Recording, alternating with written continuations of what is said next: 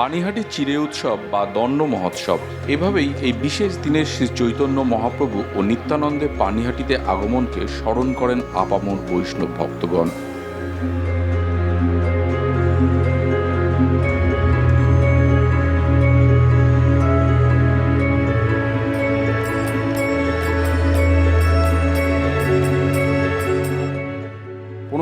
সালে পানিহাটির গঙ্গা তীরে মহোৎসবতলা ঘাটে বটগাছের নিচে বসেন নিত্যানন্দ। দূরে দাঁড়িয়েছিলেন জমিদার পুত্র রঘুনাথ দাস।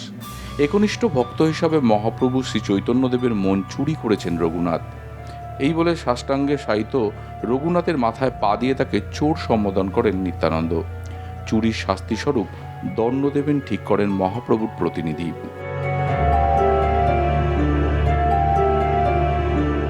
উপস্থিত সকল ভক্তদের চিড়ে দই খাওয়ানোর দণ্ড দেন তিনি। সেই নিত্যানন্দের কথা স্মরণ করে চিড়ে দই খাওয়ানো শুরু করেন রঘুনাথ দাস গোস্বামী। সেই থেকেই শুরু হয় চিড়ে দই উৎসব বা দণ্ড মহোৎসব।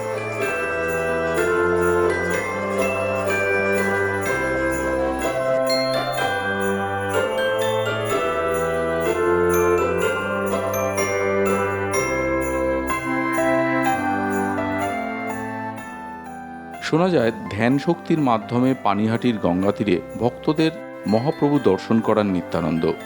এছাড়া 1515 সালে পানিহাটিতে পদধূলি পড়ে মহাপ্রভুর। পুরী যাওয়ার পথে পানিহাটির রাঘব পণ্ডিতের বাড়ি আশ্রয় নেন। পুরী থেকে বৃন্দাবন যাওয়ার পথে আর একবার পানিহাটিতে আসেন শ্রী চৈতন্যদেব।